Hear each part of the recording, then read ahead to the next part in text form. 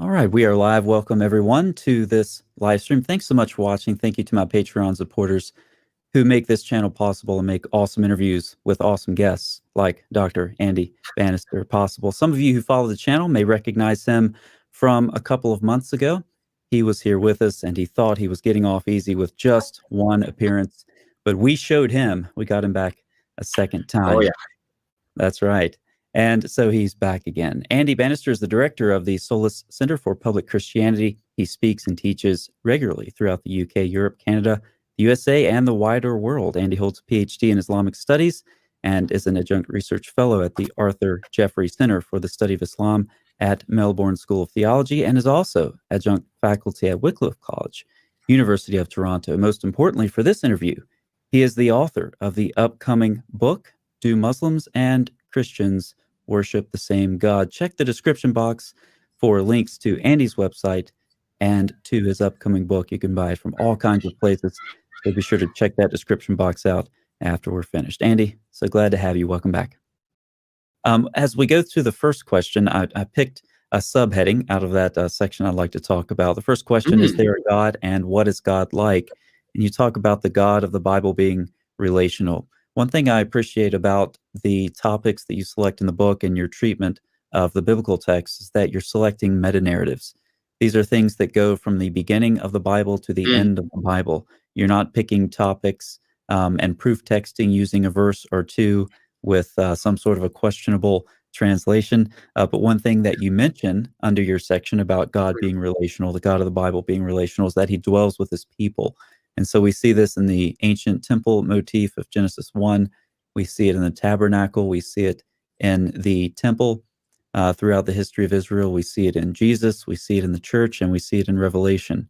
The dwelling place of God is with man. And you quote that verse from Revelation 21. So you say that the biblical theme of God's relationality appears at the beginning of history, creation. It appears in the middle of biblical history in the person of Jesus, and it also appears at the end of history in the Bible's highly relational language of what our eternal future will be like. The Quran is quite different. You say, in short, for the Quran, Allah is distant at the beginning of history, not walking with Adam and Eve, nor covenanting with Abraham. There you're drawing from examples that you used prior. He is absent in the middle of history, not coming in the person of Jesus, and is missing from the end of history. Heaven has pleasures, but it lacks God's presence. And I do wonder sometimes if this transcendence of Allah that we see in the Quran and in Islamic theology results in some of the other things that we see from a Christian perspective, which are very curious: the veneration of Muhammad, the ritualistic practices at the Kaaba, and these sorts of things. It seems that we are, if the pandemic has taught us anything, relational, and we seek a relationship. And if our religion doesn't provide that relationship with God, then we seek it elsewhere. Gosh, there's a huge amount in there to respond to, Colin. So I'll just pick up on two or possibly three pieces.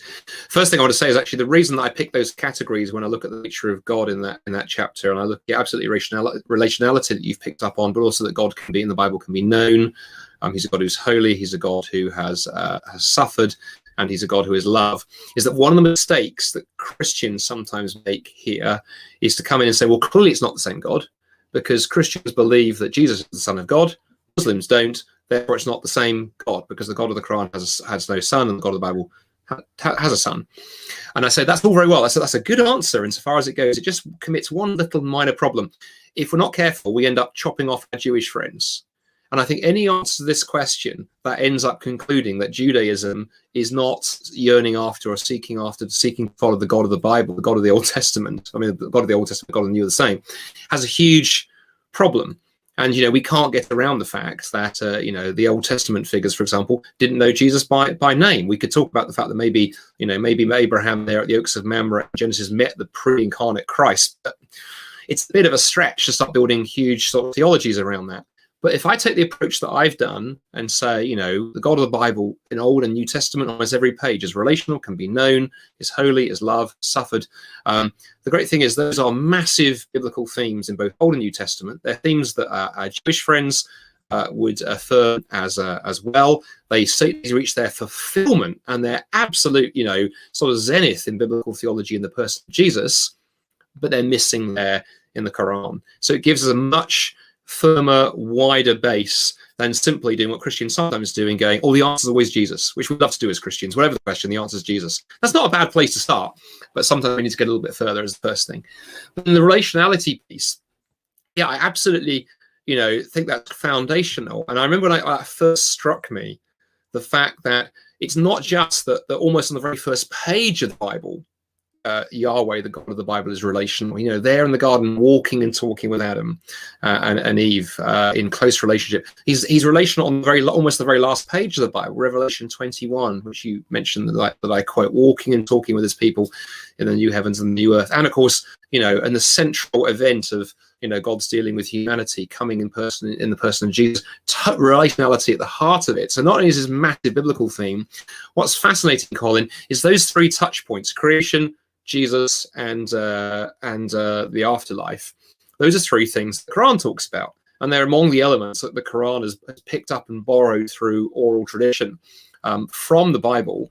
And in every case, it deliberately chooses, I think, as it conforms those stories to its emerging theology, to downplay or rip out relationality. So Allah in the Quran does not walk and talk in the garden with Adam and Eve. He doesn't have that sort of that close intimacy of relationships.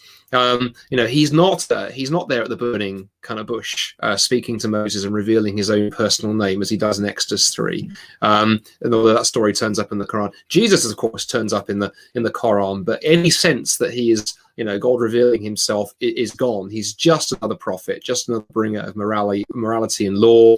And of course, in paradise, or the view of heaven in the Quran, what is striking is the absence of God. There's all these sort of amazing sort of hedonistic pleasures laid out in the Quran: rivers of wine, of fruit, crystal clear fountains of water, young virgins for the men to enjoy. All of these things described, but nowhere does the Quran talk in these beautiful, intimate terms about Allah being there, dwelling with his people. So that framework of relationality is fascinating, because I think, as you say, it sums up the meta theme. It's an overarching theme in the Bible. It gets to the heart of who Jesus was, and it's so radically different there in the Quran. And as you observed, Muslim theologians talk about this. So on the relationality theme, Shabir Akhtar, who is a very well-known Muslim theologian in the UK, based at Oxford University, lovely guy, met him many occasions, brilliant thinker, very clear. And Shabir, so a Muslim, Orthodox Sunni Muslim, says Muslims do not see God as their father. Men are servants of a just master, but cannot, in Orthodox Islam, typically attain any greater degree of intimacy with their creator. In other words, they're just slaves. And that's the radical difference, or one of the radical differences, between the view of God in the Bible and the view of God in the Quran. Well, as we talk a little bit more about this fourth question, get your questions ready. We'll do some Q&A after this. Andy, when we get to the biblical solution, this is where our Muslim friends have us, because our God was humbled, became a man, and not only that, but suffered a humiliating crucifixion. So this would be one example of where Muslims may take everything else that you've said and say, okay, well, maybe you have a point, but your theology is certainly inferior in this regard. Well, whenever I hear that question, I first want to say a number of things. I want to say it depends what you mean by inferior, and it also depends what you mean by power as well. You see, one of the things I find interesting about the God of the Bible as opposed to the God of the Quran, to go, sure, the God of the Bible, the God of the Quran, the Quran describes him as majestic and powerful and mighty and all of those things, but he's also fairly limited. He's locked away up there in heaven. He can't interact in the earthly realm. He's done nothing, absolutely nothing, to help us with the struggles that we're going through. So when we struggle with sin personally, when we live in a world of pain and suffering and death and all the things that we wrestle with as human beings, in the Quran you've got a God who's like, well, I'd kind of love to help you, but I really can't. There's nothing I can do. I'm stuck up here in heaven. He's like this sort of distant king who's unable to leave the castle because he doesn't know how to drive, doesn't know where the town is, and got no idea how to talk to an ordinary person. And I think when you start describing it that way, I'm not sure that does look like a God who's much more powerful. I think it looks like a God who's fairly limited, versus the God of the Bible, who is majestic and is mighty, is powerful. It's the God who upholds every atom, the God who could metaphorically snap his fingers and reality ends tomorrow, but is also a God who is able to step into creation and be also with us in the weak and the dirt and the dust and the brokenness. And that God in the Bible can be both those things. I can't think of a more amazing example of power, actually, that God can exercise power in both those domains. There is no domain that's off limit to the God of the Bible. And of course, that then leads into salvation.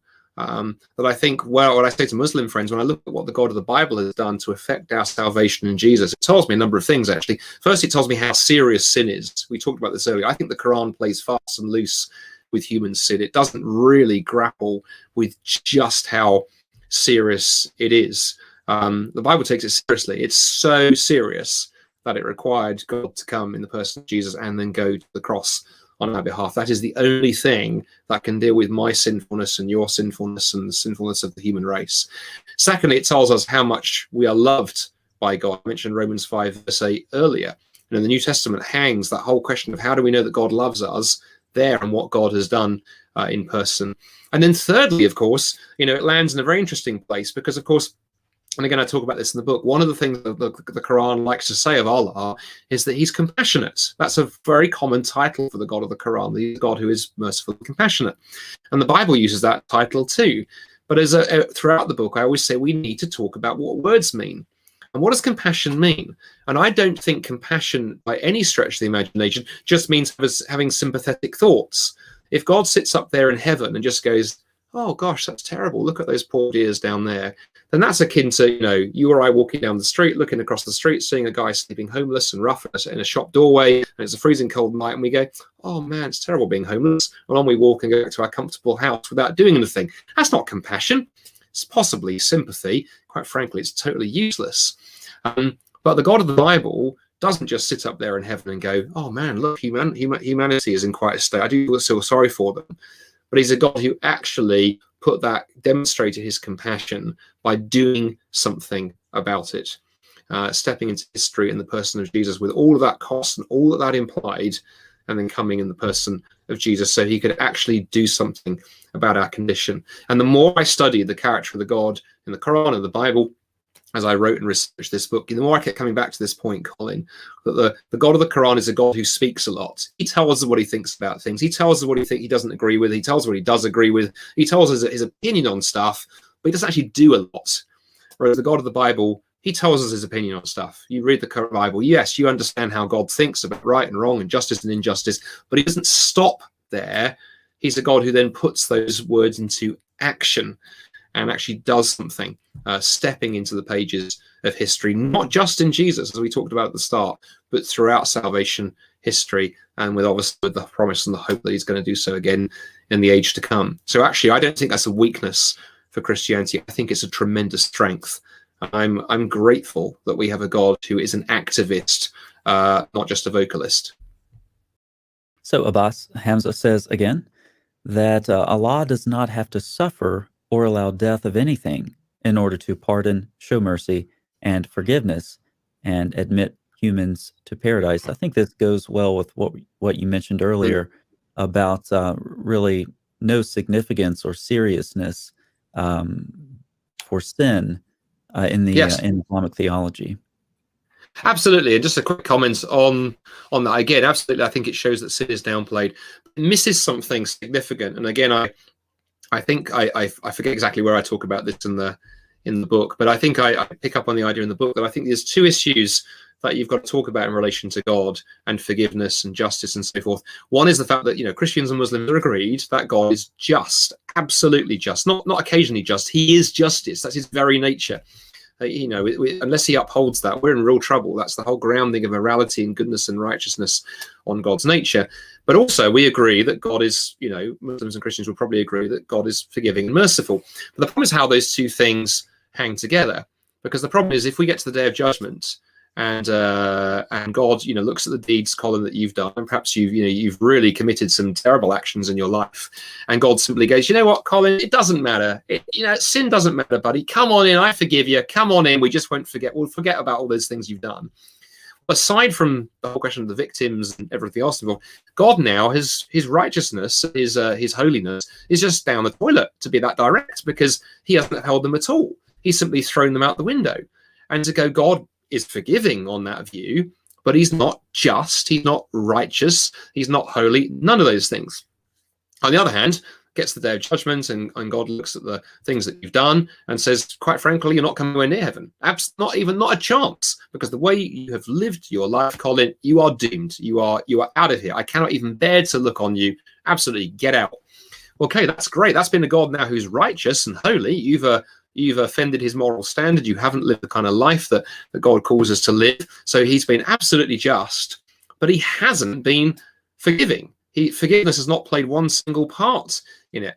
And this is the question, how you balance together God's forgiveness and God's mercy and God's judgment. And at the heart of the Christian faith, the whole point of Jesus' incarnation and what God did there on the cross and the person of Jesus is those two things hold together. God offers out his forgiveness to you and I, but it was expensive. God doesn't overlook justice. God says, Andy, Colin, any of you watching, the sin that you have done, the way that you've lived your life, your self-centeredness and arrogance and self-righteousness, and the way that you've treated me and fellow human beings is so drastic. It requires death. It is the only thing that will suffice.